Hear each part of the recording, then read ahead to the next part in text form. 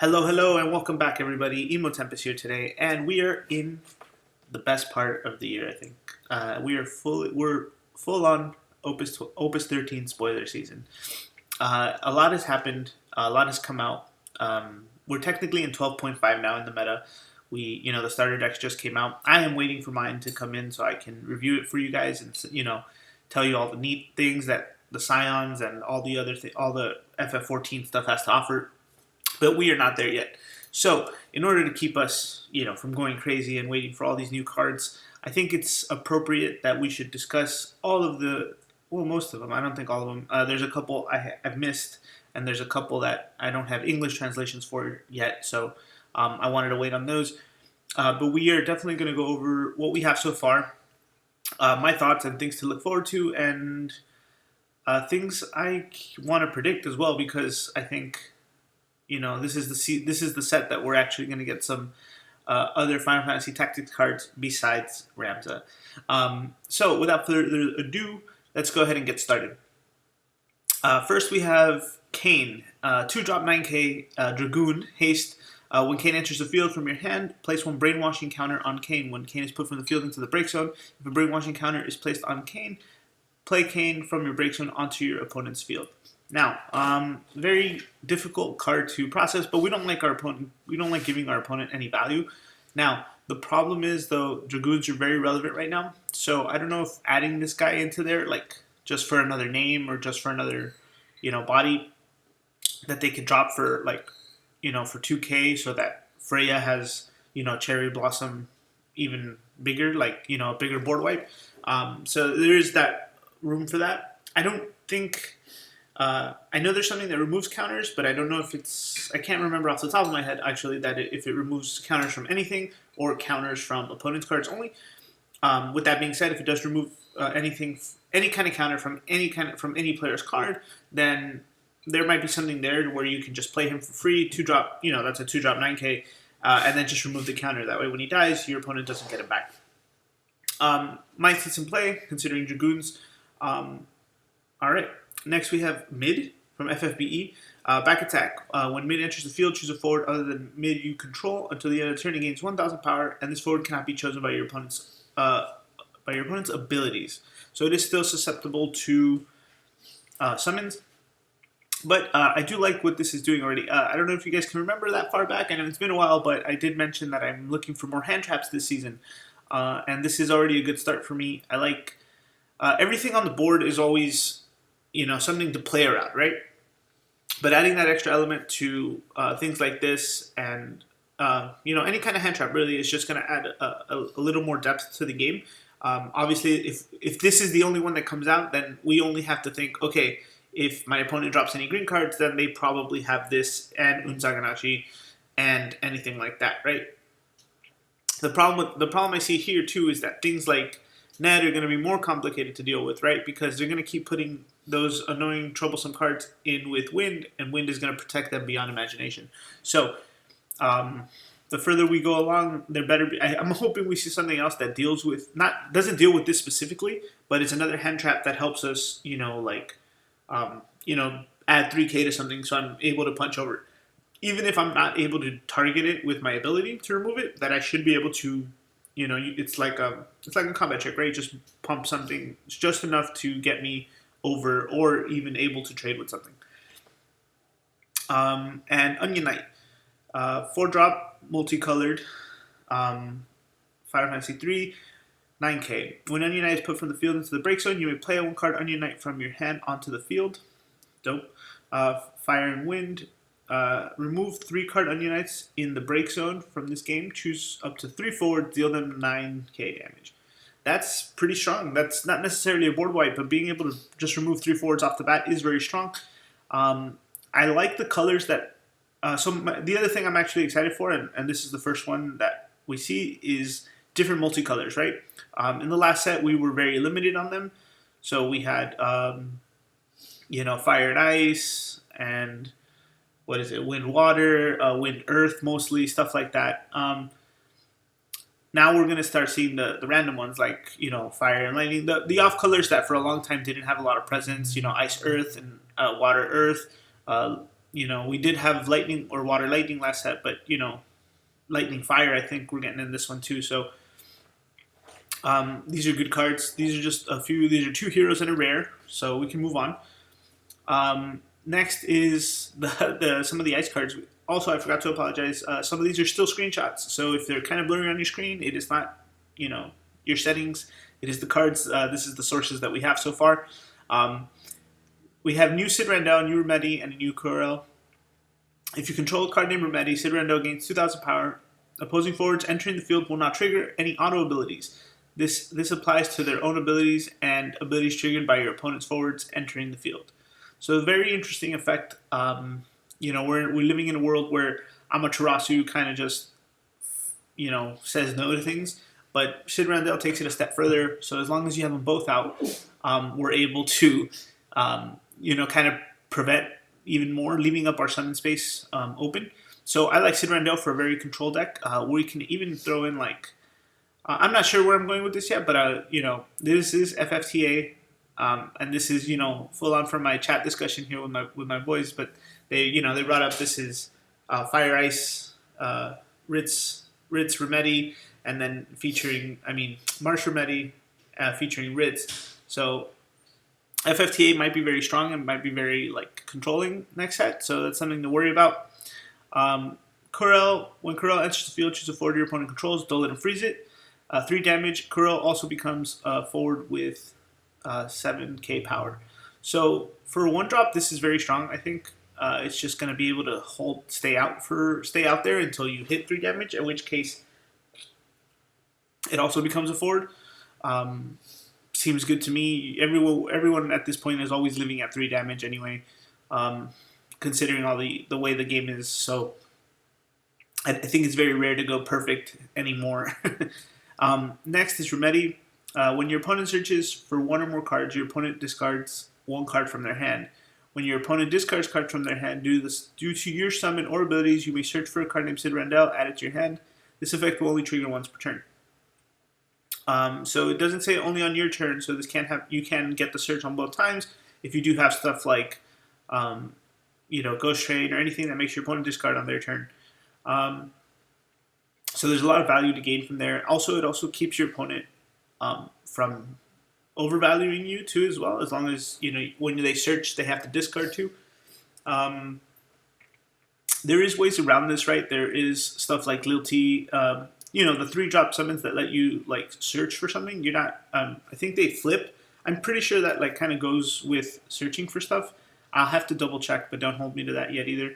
But there are ways around this. It's really just keywords, right? Like if it says, for example, like her, she said search. You may search for 1 card named Sid Randell. Like if your opponent has Remedy, also they'll have to, there might be a loop there too. So that's not. It's not. Well, it's only once per turn, so maybe not. But that's the kind of things that'll trigger, anything that specifically says search. Next, we have Levnato, Sid Hayes, and Vermilion Bird Lassie, a new K Tuna. This is FFBE2. When Levnato enters the field, you may reveal any number of summons from your hand. When you reveal no summons, put Levnato into your break zone. Seems weird. When you reveal 2 or more summons, choose a dull forward, break it. This is something for a summon-heavy deck. I'm not sure where I would see this deck going at the moment, but it is FFBE. I'm also happy we're getting more FFBE cards. I don't play that game anymore, but it's good to see that they're branching out into those games to bring characters from it. Right, next is Sid Hayes. When Sid Hayes enters the field or attacks, activate all the job engineers you control. Choose a forward other than Sid Hayes. It gains 1,000 power for each job engineer you control until the end of the turn. So my problem with him is that he's a forward, but and there's not a lot of engineers that we have right now. I think there's Lid from FFBE, Lightning Backup, and that's the only one I can remember. So, but we'll probably see more coming through. Obviously, this seems like they're building towards some kind of archetype for engineers. Now, the fact that he's full art also leads me to believe that this might be something important. So keep that in mind. Now, Vermilion Bird Lassie. 7-cost typo backup. When Vermilion Bird K Tuna enters the field, you may search for up to 2 summons and add them to your hand. remove all the summons. You can tap her to remove all the summons in your break zone. Choose a forward, deal 2k damage for each summon removed by this ability's cost. Yeah, I don't know here. Like I put these two together because they had to deal with summons. Now I'm not saying there's going to be a fire ice summon, like summon heavy deck, but this is a lot of things that kind of I don't like removing my own stuff, right? I like having access to my things. Now I don't know if the typo cards are getting something that's gonna coincide with this yet, but we'll see. Next is going to be the Final Fantasy Tactics cards. Now this one has me really excited too. Like I mentioned before, I'm hoping to see more, and this is just Rafa alone is already enough to get me even more excited. So we have Ramza, right? If you control 5 or more category FFT characters, the cost required to cast Ramza is reduced by 3. And when Ramza enters the field, choose 2 forwards your opponent controls. Your opponent puts one of the chosen forwards into the break zone and returns the other to its owner's hand. So as long as we have more different playable characters, we are able to get this effect. He is a dual color card, so it's going to be difficult. But like I said, Rafa here is already falling into one of those. We have Agrias and Water, and I'm hoping to see more cards. We'll probably get her brother also in Lightning, and if not Water, which would make things really interesting, which would kind of build this deck out a little bit.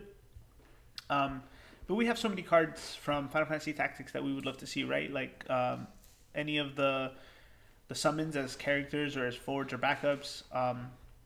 Mylude, and I can't remember Gafgarian for sure, the Dark Knight, and all those other little, like, we already have things like Duke and Zalgabar, his brother, I think, or like his fake brother, whatever.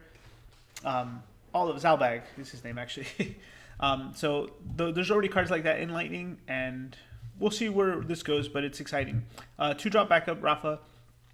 If you control card name Mirage, you control, if the card name Mirage you control deals damage to a forward, the damage is increased by 1,000. You can tap her at 3 damage to put Rafa into the break zone. Choose up to 3 forwards your opponent controls, deal them 4k. That's really strong. A good way to break into damage and set up other things. There's a lot. We already have a lot of cards that deal that need to, hit something, and then once they're damaged, you can finish them off or break them or something like that. So this might be it's a pretty good card actually. And then this Ice Earth Delita. When Delita enters the field, select one of the following 2 actions. Select the character you control, break it, or choose a character of cost 2 or less in your break zone and add it to your hand. So he's pretty much free. He's kind of like, once you have the backups out to bring him out, he's pretty free. Lets you recur stuff. And maybe we can get his sister this time, Tetra or Teatra. I can't remember exactly right now, but like I said, lots of characters from FFT that we could see. It's exciting to get these. These are just commons and rares, but we're getting to the legendary guys. Don't worry. Next we have Beer Wells or whatever his name is. This is going to be the pre-release box topper. So everyone's going to have this. Card's really strong. 10 drop, 10k forward. The cost required to Bonavels is reduced by 2 for each backup of different element you control, other than multi-element. At 3 damage, gains Brave and can attack twice in the same turn. And at 6 damage, when Bonavels attacks, choose a character, break it. So potentially, there is no limit to his effect, right? If you have all different backups of different elements, he can be free. And as the game goes on, he gets more dangerous to deal with. So as long as you have at least 3 backups up of different colors, like a tricolor deck, and it doesn't say a different element, right? So even if you do have Cosmos or Chaos, that kind of throws it into the mix too. So if you are going tricolors, 3 is the best one is an average you want to go for to bring him out. That way he's just like a 4-drop 10k. Anything after that is just is gravy, right? You're plussing even harder. So expect to see this guy a lot. That guy's very playable and just dangerous to deal with 10k. We're gonna have to start finding ways to deal bigger damage, or he is. I'm trying to think right now what we could use, but nothing's coming to mind.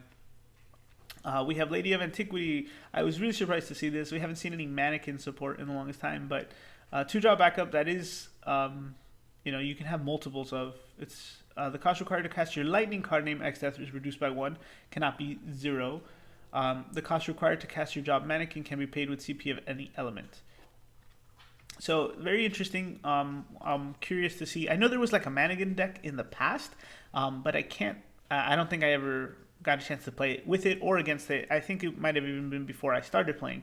So this should be fun. Can't wait to see what people bring out with that. And we have a new Warrior of Light 2-drop backup. Ingus, choose a job standard warrior. Choose a job standard unit forward or job Warrior of Light forward you control until the end of the turn. It gains 1,000 power and brave. You can only use this ability during your main phase. I don't know if it's good enough, but it's not bad. I think in the Warrior of Light deck specifically, we already use more. More. I'd rather use the forward Ingus, but we'll see, right? Because what this does for me is that it not only does it guarantee a 2-drop Earth backup for my lineup, right? Because the problem with the Warrior of Light deck is, going multi-elements is kind of difficult. But this could potentially save us from the Amaterasus or anything really, right? Because the whole problem with that deck is that if Ferris dies, or you don't get off the Aegis, or the one effects or the Lena, right? So as long as you have this and Saria, you're in a higher bracket of survivability, which is good. So I could see it working out. Next is Cecil, Nicole, and Doga. So this is another one I was talking about, right, guys? I put these together just because they're Doga's a multi-element. But like I said, we did see already an Earth-Ice multi-element, a Fire-Wind multi-element, and now we have a Earth-Water multi-element. So now, Cecil, when Cecil enters the field, you may receive 1 point of damage. When you do so, choose a forward your opponent controls. Cecil and the chosen forward deal damage equal to their respective powers due to the other. And at 3 damage, Cecil gains 1,000 power and brave. So eventually, you take damage to cast Hecaton Chair to each other, and at 3 damage, if that damage puts you at 3 damage, then you're trading with 8. So interesting card. Curious. Nicole here, another FFB character. The multi-element forward you control gain 1,000 power. When a multi-element forward enters the field, draw 1 card. This effect will trigger only once per turn. So, another reason I put these together now is because we have a multi-elemental searcher and it's in Earth, right? So Nicole is now providing a draw engine for multi-elemental play, and now we have Doga as well, which is, it fits in those colors. So the thing is too, right, because Earth has always been the card, not always, but it has, Tyro now and a Shantoto always, that provides any kind of color for us. And Earth Water has always been a really strong combination, so I think this might be another time where Earth Water is gonna move in the right direction. So Doga, for every 3 summons in your break zone, Doga gains 1,000 power. When Doga enters the field, draw a card for each summon you discarded to cast Doga. When Doga attacks, if you have 9 or more summons in your break zone, you may cast a summon from your hand without paying cost. Now I don't see how that last one is gonna be possible, but I do like the first 2. For every 3 summons in your break zone, Doga gains 1,000 power, right? Now, if you pitch 3 summons to play Doga, like to hardcast him, you're going to draw 3 cards, right? When Doga enters the field, draw 1 card for each summon you discarded to cast Doga, right? So that's really great. He pretty much pays for himself in that regards. And if you like to have your summons in the break zone, because there is Cryle, there is there's 4-cost backups like Summoner, and I don't think Rydia does it, but they're able to just play the summons out of the backup, out of your break zone. So there's potential there for synergy. I like Doga as a card. He is a hero, so it's going to be good. Again, my main thing here is that I like where these colors are going. I like the synergy for multi-elements. And so, like, if you have Nicole on the board when you play Doga and you discard 3 cards, 3 summons to be exact, you're drawing 4 cards. That seems good to me. Being able to go through your deck faster. Because keep in mind, right now we're competing with, Samurais, which is like pretty much drawing 3 cards every turn, and Dragoons, which is pretty much drawing 3 cards every turn. That's going to be the new norm, right? Like everyone's always astonished when they hear about Final Fantasy drawing 2 cards per turn, but we have to be able to push that.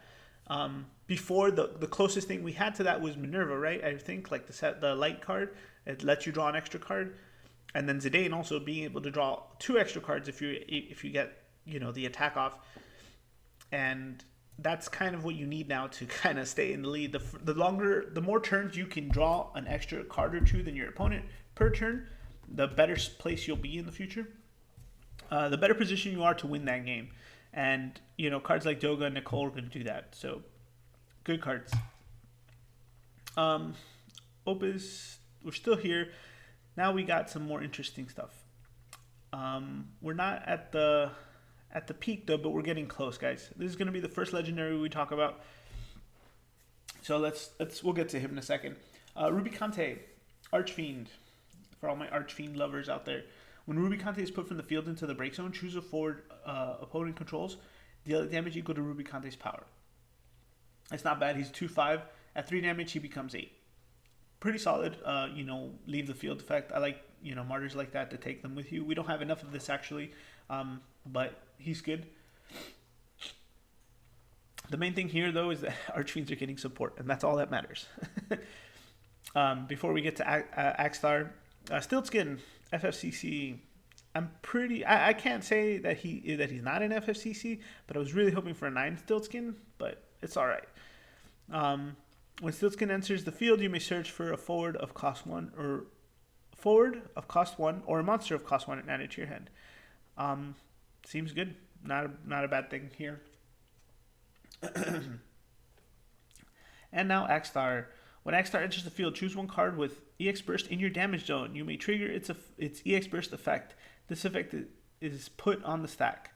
And at 3 damage, when Axstar enters the field, you may search for category FFB character other than card Axstar you control, other than card name Axstar, and add it to your hand. Sorry, my brain fills in some of those effects. So very interesting card. New mechanic. Also being able to replay EX Burst in the damage zone. So everyone always talks about, is there going to be a way to heal from those? No, not necessarily yet, but but now with Axstar, there is a way to benefit from taking extra damages and setting up high EX Burst counts and stuff like that. So now, pros and cons to him. He is 4/8, so he is on curve. There is value there at 3 damage, right? Because he's going to be able to trigger an EX Burst. Let's say the number one thing in there is a Tyro, right?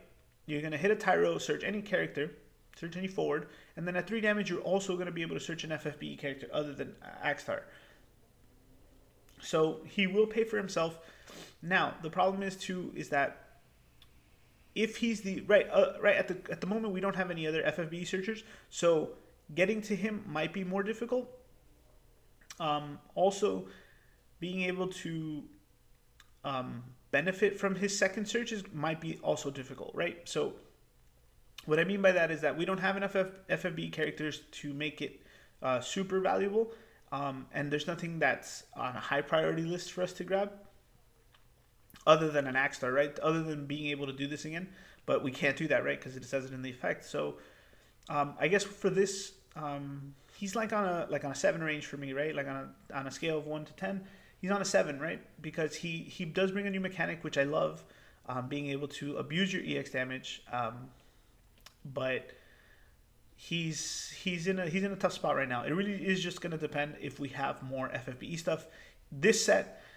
But like any other card, if a card this strong will only get better as the sets progress, because we will get that 2 or 3 drop card that searches an FFBE character, which lets us synergize more down the line, which kind of creates curve for us, right? Like put the 2 drop, then a 3 drop backup, search Axstar, next turn pitch 1 to play Axstar, hit an EX burst, search 2 cards, etc., etc. So that's where he is for me. He's a solid card. When I saw him first, I was like, please don't be another samurai. So I'm thankful for that. Next, we have the Light and Darks already revealed, which is good. Last set, we only got 1 Light and Dark card. I'm hoping that is not the case this turn. We want more Light and Dark cards. and Celestia, which we'll talk about in a second. I'm excited for. You can play 2 or more dark characters onto the field. So Spiritus, 1 drop forward, God 2k. When Spiritus enters the field, you may pay X. When you do so, search for a dark forward of cost X and play it onto the field. Excuse me. When a dark forward other than Spiritus you control is put from the field into the break zone, choose up to 1 forward, remove it from the game. This effect will only trigger once per turn.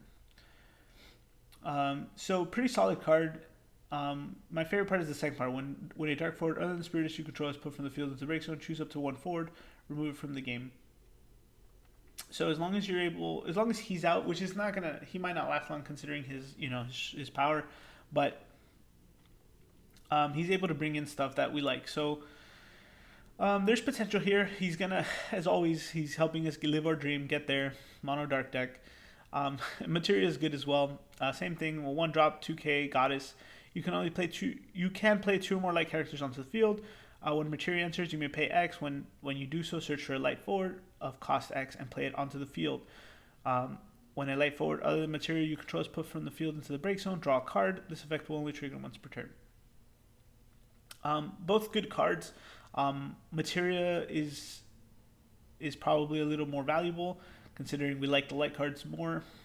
For me anyway, we like some, right? We like Rain, and we have Aeriths, we have Clouds. There's a lot of things going on there, right? Spiritus does give us more value. If we have the 5 CP, we can go straight into Camelot, into Chaos, and then we're set, right? And a lot of things can happen there. So not bad. A lot of things we can do. These cards might open up new plays for us, so get excited, guys. And now Celestia. The water characters you control cannot be broken by opposing summons or abilities that don't deal damage. Fantastic. So with this and Minwoo out, we are okay for the most part. When a nice character you control is chosen by your opponent's summons or abilities, choose up to 1 character, dull it and freeze it. I like this. Type O, sure, doesn't bother me. Warrior, I think there's Warrior Searchers. And then just the colors are my favorite, so this kind of fits in for me. A 4/9 is always really good too. These are the Legendaries. Welcome to one of the water Legendaries. Very exciting. And now and I don't want to say what everyone's been waiting for, but I put these off because these are probably gonna hit home with a lot of fans. So Golbez, so another multi-element in a different. These are the multi-elements in different colors that I was talking about. So we have Wind, Lightning, and then Lightning, Fire, and then Leo. So Warlock, Golbez, 9k. EX Burst. When Golbez enters the field, you may search for 1 card of cost 2 and add it to your hand. So many cost 2s that are playable now. When Golbez enters the field, you may at 6 damage. When Golbez enters the field, you may search for up to 3 cards of cost 2 and add them to your hand. Then you may play any number of job Archfiends from your hand onto the field. This guy's the ultimate EX burst, like recover at 6 damage. It's kind of like the which one was it? I think it was Prompto, right? At 6 damage, you hit everything or whatever. I don't know. Or when they have like 4 forwards, you hit everything or something. But there's something else at 6 damage. I think it was Noctis, right? At 6 damage, you would break something or remove something. I don't remember, but I know there was another one that's like at a 6 point of damage. It does a lot more. Archfiend support, man, you guys are getting it. I hope you're happy. I can't wait to see what kind of Archfiends. So we already have a Ruby Kante. I know there's a new Barbarecia revealed. Again, one of the cards I wasn't able to get English translations for. They're loosely translated already, but I'll just wait till we get official cards for those. You can duel. So 9 Lightning Fire Cadet Type O 9k. You can duel 1 active Fire Job Class 0 Cadet forward and an active Lightning Job Class 0 Cadet forward instead of paying CP cost to cast 9. When 9 enters the field or attacks, choose a forward your opponent controls. Until the end of the turn, it loses 2,000 power for each Job Class 0 Cadet you control.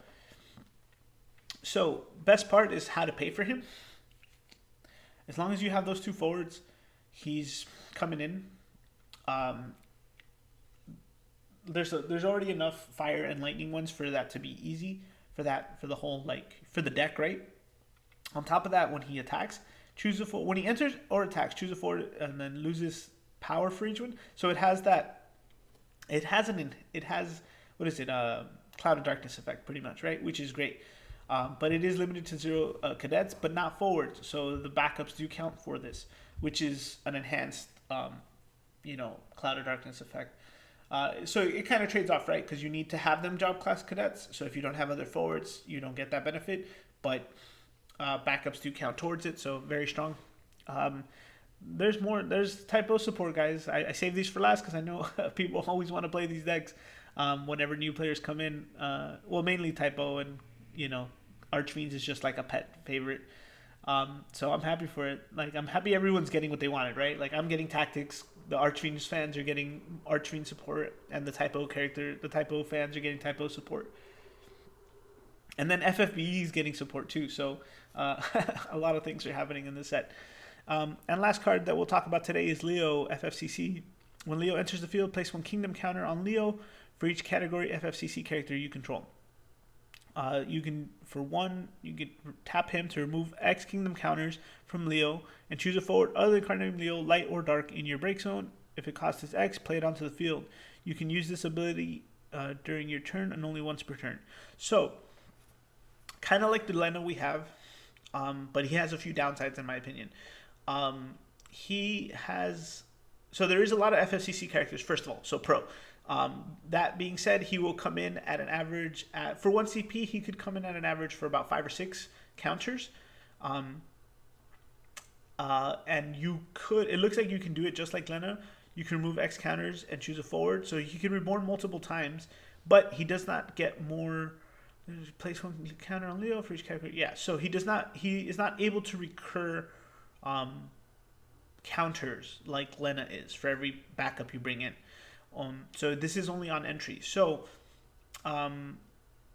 few problems. Again, he is really weak, auto ability dependent. So we talked about Sid Randell earlier and Amaterasu, and how the Warrior of Lights need to have that extra power to survive.